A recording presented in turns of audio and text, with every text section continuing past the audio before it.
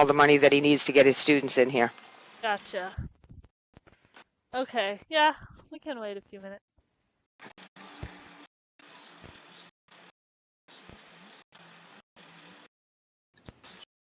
Yep.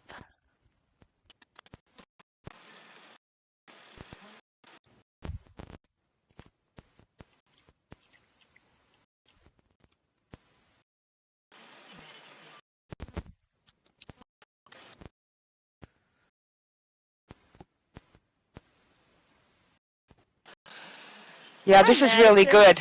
Stephen is going to try to get some of his students to do some lectures here too. Oh, wow. Just practice that. Excellent. Yeah. Yes.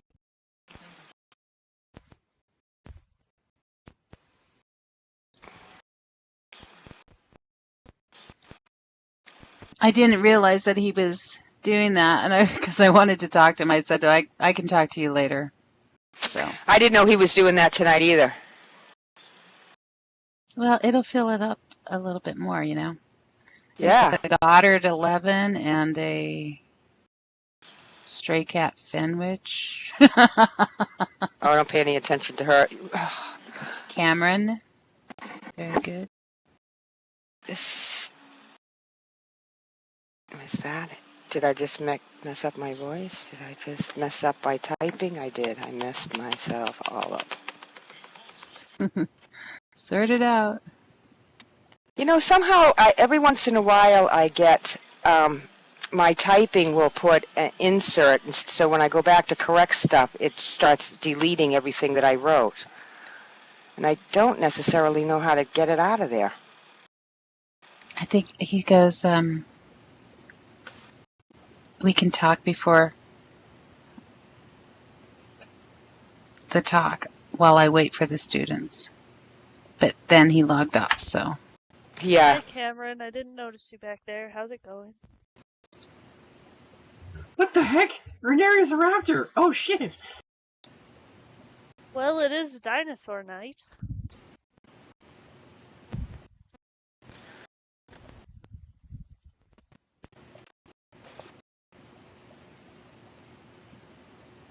Come on, peanut butter. That's fucking awesome.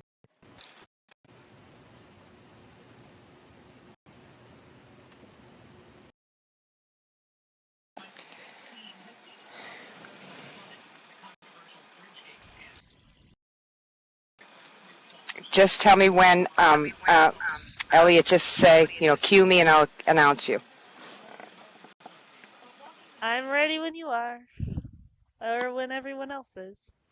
Okay, let me see who's coming along. Stephen, would you like a couple of minutes to bring your students in? No, that's okay. I think most of them would be here by now if they were going to make it. Okay. Thanks. All right, then. Okay, then. And we can wait till after this if you'd like. Okay, welcome to Meeting of the Minds. We're glad to have you here with us tonight for tonight's lecture. The title tonight of lecture is Dinosaurs, the Biggest and the Baddest, and the Present. It will be presented by Elliot Faith, the Stud Muffin Stallion. Before we begin, I would like to explain our format at Meeting of the Minds for those of you that are new here. If you look up at the presentation area, you will see what we call our cue board. We use the cue board so we don't encounter confusion or disruption during the lecture. It puts everyone in line to talk. As the name implies, you will have 30 seconds to ask your question.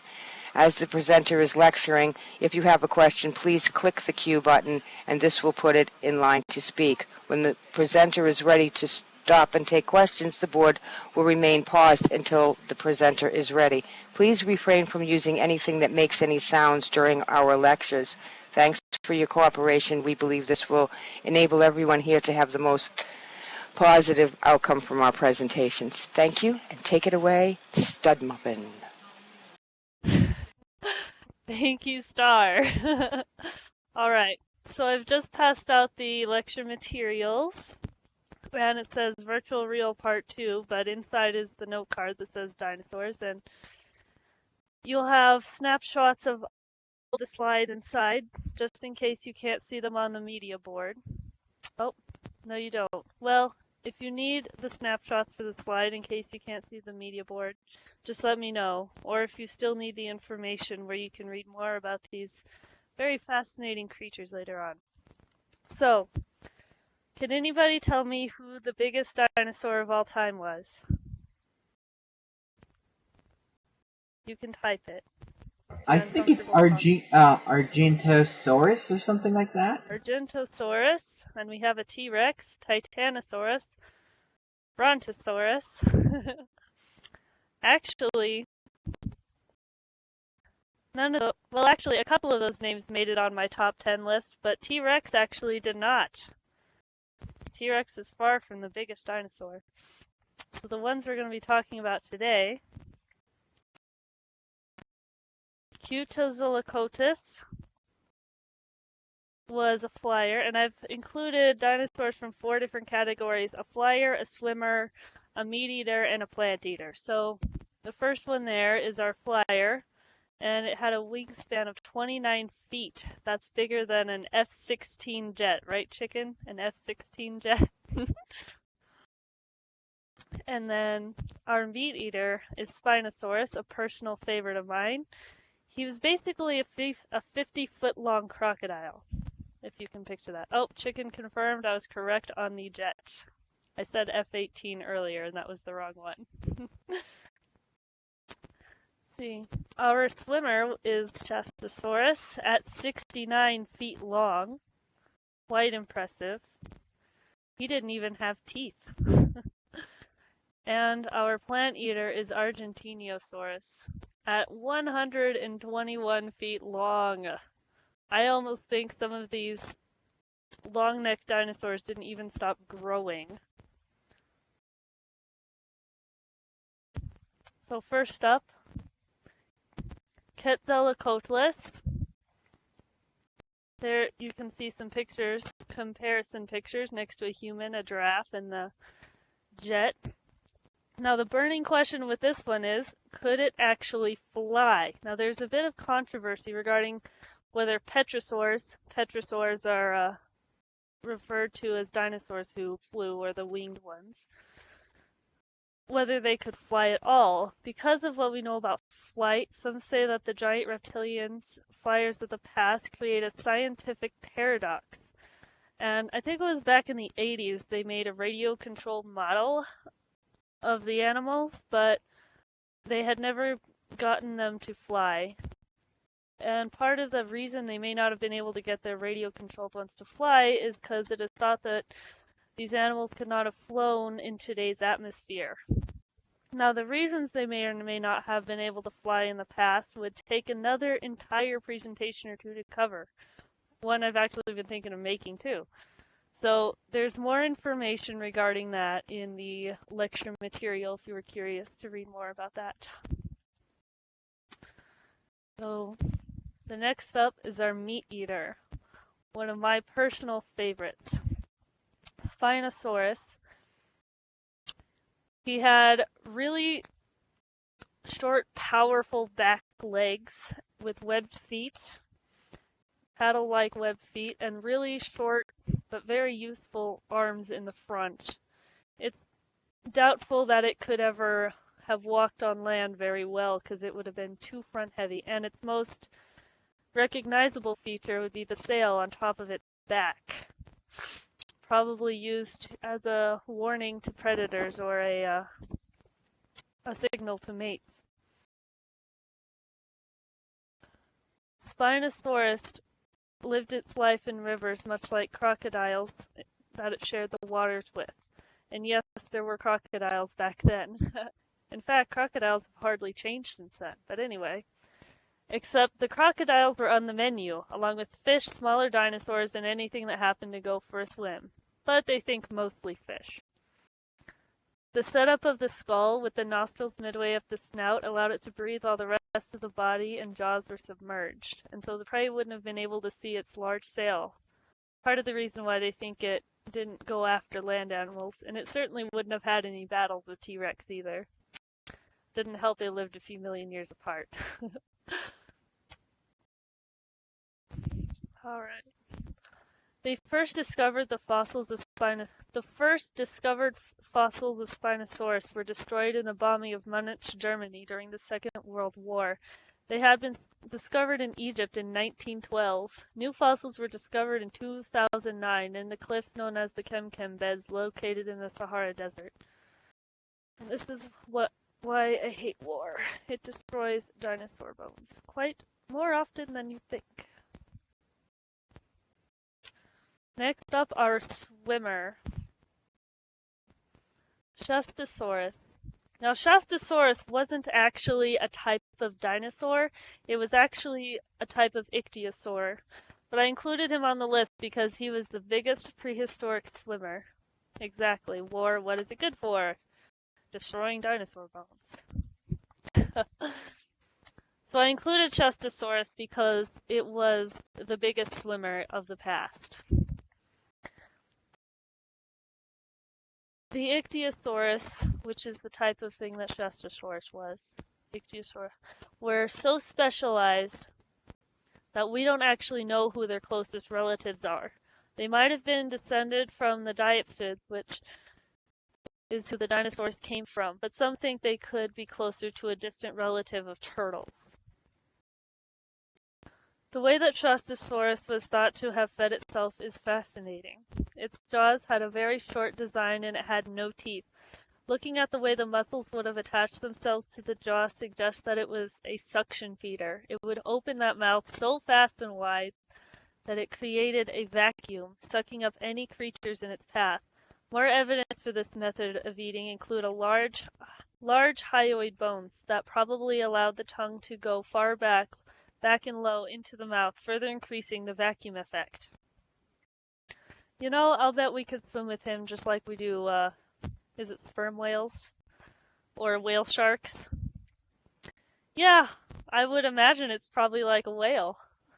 I can see he doesn't have a dorsal fin to grab onto, but you might still be able to swim with him. And our final one. This is also one of my favorites because I just love sauropods. And sauropods are the long-necked dinosaur. Anything. You can all recognize this type of dinosaur. That's what a sauropod is. So, Argentinosaurus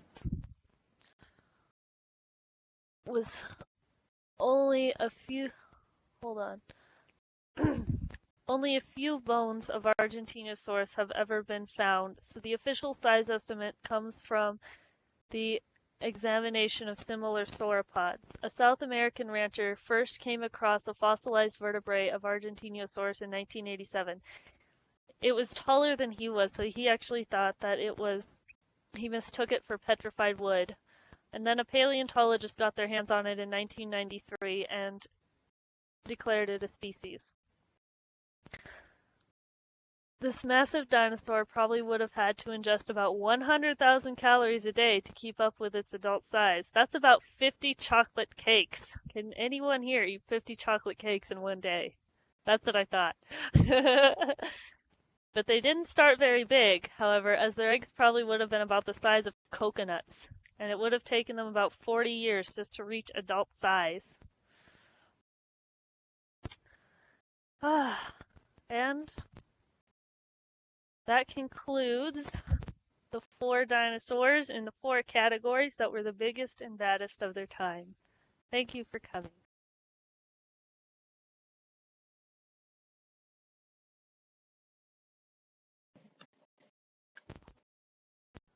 All right, question time. Madison. Hey, I'm just wondering, has anyone put forward theories why modern animals don't, at least modern land animals don't get as large as their Cretaceous, as big as they did during the Cretaceous? I mean, I think like one of the more recent animals, like, is there like a size limit to like?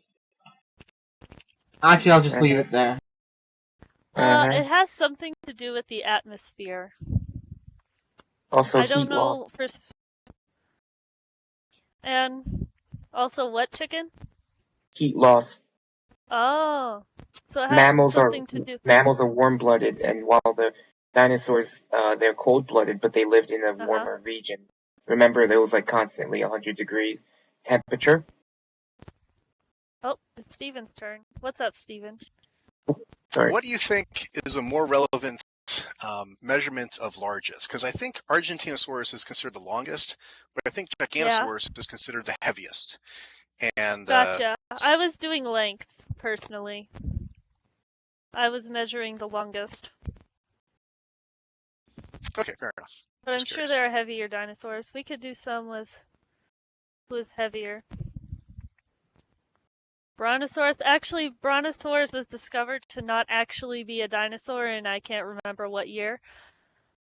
I guess some of the bones from the skeleton was from different animals or something. See, what happened? Apatosaurus. Yep. See, what happens a lot with dinosaurs and why they're discovering that some species were never actually existed is because it was probably during the Great Bone Rush that people were pretty much just taking pieces of skeletons and putting them together and saying, "Oh, look what I found! This is totally an animal, you guys." People were like, "Whoa!" and they got their names remembered for a while, and that was their goal. But now we're finding out that they were either a little bit too optimistic or they outright fabricated their animal. And I think that was Brontosaurus's case. Also, did you do it by length by averaging or by the biggest specimen that they found? Because fossils, since it's so rare, you never know the true biggest size. specimens that they found. There could be bigger out there, but we haven't Yep, found them yet. or you could actually just found the smallest of the biggest. The smallest of the biggest. Yeah, exactly. There could be bigger, even bigger dinosaurs out there. Or they could be bigger species. This same species is bigger, but they couldn't find bones to it. Because one of the biggest. I didn't mean to. I believe they figure out how big an animal usually is by its teeth and by its feet bones. See, chicken, this is why you need to do lectures here. Yes, you do. Nope. Anyway. Chicken's performing next week, you guys. I'm just kidding. Nope.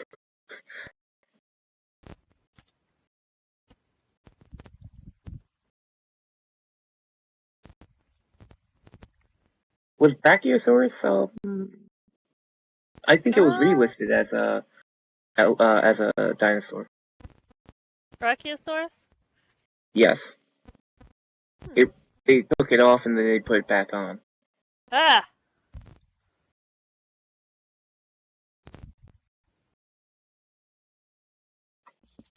Oh, I was looking at mention one other thing too about whether dinosaurs were warm or cold-blooded. That there was a paper that came out just last year that was arguing that dinosaurs are actually mesotherms, which is that they had characteristics of mostly being warm-blooded, but were adaptable to their environment. So it's like a new term, mesotherm. There are some examples, I think, of some snakes and sharks that are like that way too. And I believe tuna fish are also mesotherms because they're warm-blooded, but they're not full warm-blooded. I've heard bumblebees and actually great whites are also mesotherms. I think how mesotherms works is that they use something called counter current exchange to exchange heat from cold to warm blood.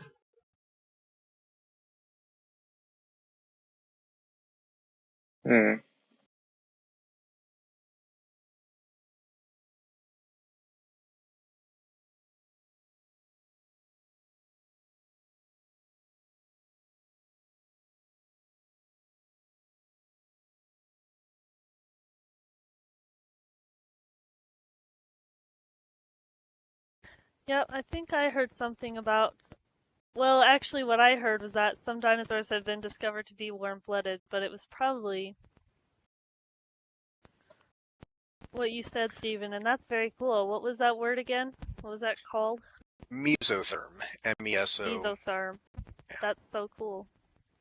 Yep. Well, I mean, one thing we know, too, is that birds are branched off of the dinosaurs, and we know that birds are largely warm-blooded. So in between somewhere in those branch lines way back deep, there must have been some warm-bloodedness, or the ability to become warm-blooded. That does make a lot of sense, yeah. Mm-hmm. Actually, speaking of dinosaurs being descended from birds, chicken, you'll find this interesting. Some scientists were doing some genetic experiments on the embryos of chickens. Mm-hmm. And they produced their dinosaur. See, chicken already knows this. He already knows everything. Anyway, they actually found some dormant genes in the chicken's DNA, and they kind of turned them on like a light switch. Turned them on and off like a light switch, and what they found was that the baby chicken actually grew teeth and a tail. So essentially, they had a dinosaur embryo, and I don't believe it hatched, but yeah. So there could be dinosaurs in the future. Yep, Wikipedia says there.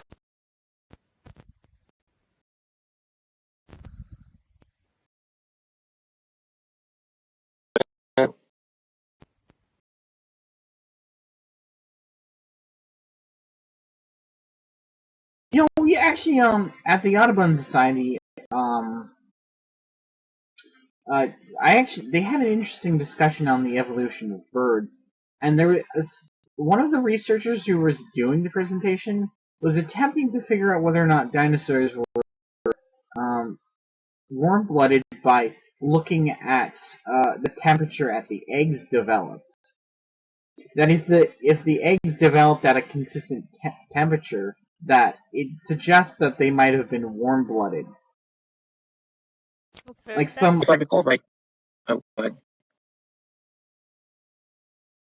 Yeah, that's very fascinating. No, go ahead. Sorry, Madison, for cutting you off. Go ahead. That's all I remember. I can't remember the results though. I think he might have said that from the ones they looked at, it suggested they were warm-blooded. Oh, if I remember correctly, I remember. Excuse me, Elliot, are you done with your lecture? Oh, yes. Okay. So we're going to just open the chat, and I'm going to put the 3-minute timer on the cue board so you can use the cue board if you need it. Yep. Thanks, Star.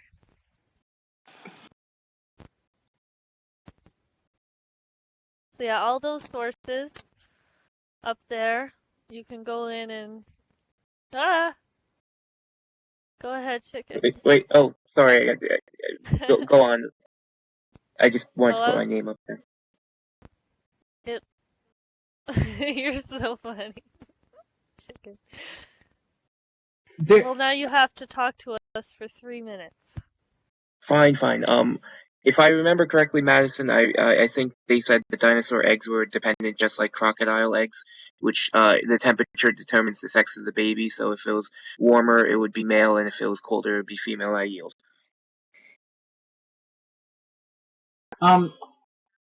This is a completely BS question.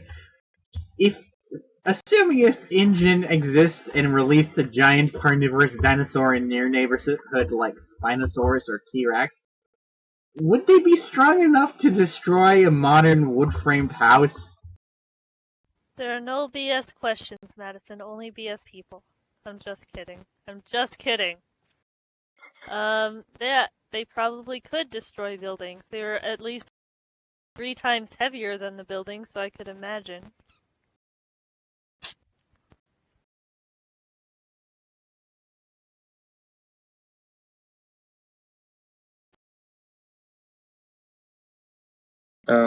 Stephen, I believe you're up. Yeah, I was going to clarify one point about the Brontosaurus, which is what happens is, again, the first discovered and categorized specimen, the person that discovers that gets to name it. And so Brontosaurus was discovered after and independently of Apatosaurus, and they were considered separate species based on the bones that were found and whatnot.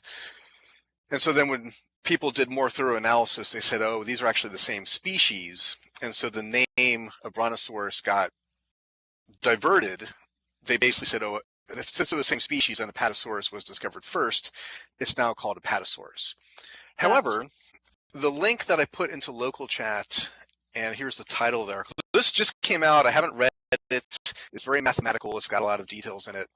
But they're doing a very careful statistical study of all known bones from the group of Diplodocus, which are like Giganosaurus, Argentinosaurus, Apatosaurus, whatnot. And they are making the argument that they think Brontosaurus may have been a separate species. You know, when one has a Spartan number of fossils, and there's variation within a species, it's very hard to say what is or is not a different species. But I'm going to hold out hope. My personal bias is that Brontosaurus comes back as its own species, because that's an awesome name. Thunder Lizard was a better name than Thunder Lizard. Yeah. And so, that's cool. I was just going to bring that back. Again, understanding and characterizing species is a rough business, especially when you're dealing with 65 million old bones. Oh, yep. I'm done. I'm done. No, sorry. I just want to clarify for people who don't know much about fossils. When they usually find a dinosaur fossil, it's not the complete set. I believe like the most complete set of dinosaur bones we ever found was like 80 to 90%. It never reached anywhere near like 95 to 100%. So a lot of the bones that we do find, it's incomplete. And with that, we have to kind of guess at what it is. And that's why they look at teeth and they look at leg bones to determine the true size of everything. So, for those people who think that, you just dig up all the bones, not all the bones survive. Nope. I yield. Except for that baby mammoth they found frozen in ice, and they even extracted a blood sample from it. But that was because it was frozen and not because it was, Sadly, the dinosaurs were not able to be frozen. Actually, they did find a very well mummified claw and hand. If I was not correct, I think DNA lasts about 500 years without degradation, and then above 500 years, you get a lot of degradation. Yep. So even if we try to do DNA typing on mammoths and stuff, you won't get a complete sample. No. But it was still awesome that they got a blood from it. Mammoths are also and they also live during the Ice Age, which is better than during the hot portion of the planet for getting frozen. If I was not correct, I thought woolly mammoths were around even during up to 0 BC or something. They survived up to about the time of the pyramids. There was a single island in the Arctic Ocean called Wrangel Island where they managed to hold on for some reason. Because of that, I really suspect that woolly mammoths were probably killed off by people. Just probably. Like dodo bird. Well, the dodo bird was accidental. Aw, poor dodo bird. And then what was that fox, that canine type thing that actually was alive in zoos up till they were even filmed? There's even film and pictures of. Oh, that was the thylacine. It's not a fox. It's actually a marsupial carnivore. It was It used to be way more widespread in Australia, but basically they were outcompeted by dingoes. And because the dingoes didn't get to Tasmania, they were able to survive to the 1930s until sheep farmers persecuted them into extinction. Gotcha. Yeah, the models for mammoth extinction, at least in North and South America, seems to coincide with the Clovis invasion. So that'd be about 10,000. Yeah, about 10,000 years ago. But it's actively argued whether it actually was the cause of human hunting or if there were other environmental factors. So it's still even I've read about last month, still well debated for those. Yep, mass extinctions are pretty common throughout Earth's history. I really think it might have been human due to the fact, I think for at least in North America, I greatly suspect human influence because of, horses used to be native to North America. if it was climate change, it should have rendered North America completely unsuitable for the reintroduction, and they wouldn't be able to survive in the wild today. But mustangs, if left unregulated, they thrive to the point of even overpopulating. Yeah, that's what people thought for a long time, but what came out the past few years is they were looking at the actual seeds and pollen grains that are in elephant intestines in the fossil record, and the pollens and grains that are nearby the deposits, and there seem to be fewer of them. So there may have been some plant diversity that was being lost since other food sources were being taken away, which there's no model for that, for why the Clovis people would have done that. So, I mean, but again, it's it's a recent study, so it's hard to say which way it will end up being, really. Madison, forgive me, but I thought Mustangs were brought from Spain. Yes, but the thing is that Equus calibus, the original species, evolved in North America and then migrated out to Eurasia. They actually dug up a prehistoric, a frozen horse called the Yukon horse. I can't remember if it was Alaska or the Yukon, but if you actually look at a reconstruction of the Yukon horse compared to a horse called the Exmoor, they're almost identical. Mm-hmm. Because under that assumption I thought that because Mustangs were not originally from North America, you're kind of invalidating. I mean, it's here's the thing. It's like the species of modern horse, Equus calibus, evolved in North America, migrated across the Bering Strait, and then went extinct in North America, and then was reintroduced. It's kind of like was it not dingoes, the wild dogs in Steven, Africa. Thank you so much for coming. So imagine if somebody hunted wild mallards into extinction, and then reintroduced the domesticated variants into the wild here. That's the closest equivalent I could think of. Think of it.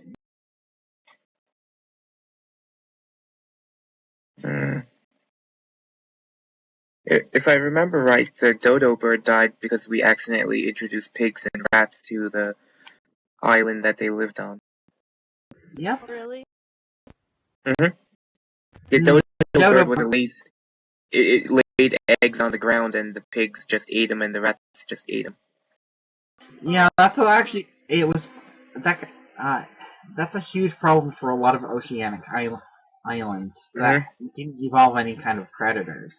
They actually looked at the extinction rate for birds on these islands, and it's 1,000 times higher than compared to the background extinction. That's where we get the whole idea of there currently being a mass extinction, by comparing island extinctions to the rate of extinction from the Cambrian.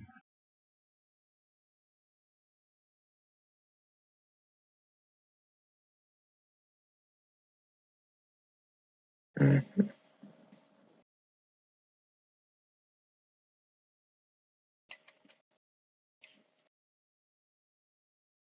So, Ellie, what's your favorite dinosaur? And Stegosaurus does not count because it's no longer a real dinosaur. Damn it. My favorite dinosaur... No, Triceratops, I'm sorry. Not Stegosaurus. Yeah, Triceratops. I heard about poor Triceratops. Wait, Triceratops isn't a real dinosaur anymore? Not nope. anymore. It lost its position. So what... what is it now? Is it the remains grouped with something else? I'm not sure about that. I've looked for it, but that's been kind of hard to find for me anyway. What do you know, chicken? I think it lost its thing because... Wait, was it Stegosaurus or was it Triceratops? I think it was Triceratops. I think it lost its positioning because they found it wasn't a real animal. Like, it's weird. I mean, I'm pretty sure I've seen skulls of something that I thought was Triceratops at museums Or and maybe it stuff. was Stegosaurus. Well, my favorite dinosaur is the Diplodocus, because actually sauropods are my favorite dinosaurs in general, and I don't know. The Diplodocus is my favorite sauropod of all the sauropods because I don't know. There is a giant skeleton of it in the Denver Museum, and when I was a little kid, I would try to jump up and grab its tail. Of course I could. And they had whippy tails too. Oh my gosh. Also, for the people who are still here, when you see the bones in a museum that are standing, those aren't real bones. They're way too No, fragile to leave them up in the air like that. they're They're just definitely not. replicas. Yeah. Yeah. They wouldn't have a complete skeleton to put in a museum. In the Natural History Museum in New York City, all the kids always look at the ones that are standing up, but those are replicas. The real bones are usually behind glass in cases that don't move. Yeah, they're usually tucked away in the back somewhere. I mean, I don't really have a favorite dinosaur, but probably one of my favorite extinct animals would have to be the short-faced bear. Now that thing would be horrifying to me. Oh, it did exist now. I'm sorry. Go ahead. It was about the size of a bison, about 2,000 pounds. And unlike normal grizzly bears that are omnivores, this one was a hyper carnivore. So all it did was eat meat, and it was probably an active hunter too. So it'd be like a terrestrial version of the polar bear, but larger. Triceratops is back. They're not fake anymore. Oh, good. I'm reading one though that it says that we may misidentified them as a younger version of something of a similar species. So I think that it wasn't. We just misidentified it, really. Smithsonian says it's still real, so I believe it. Oh, I've actually been there. That was an awesome museum. Yeah. If anybody ever has a chance to go to Washington, D.C., all the museums are free. I did it last year. I went to all the museums I could. I went to Wow. 30 out of the 50. Nice. Yeah, I You think can I need to spend do whole that days too. there. Yeah, You need to spend whole and they days. got more than just dinosaur stuff. They got all kinds of stuff. There's an Air and Space Museum if you're interested in airplanes. Elliot, F-18, F-16, just joking.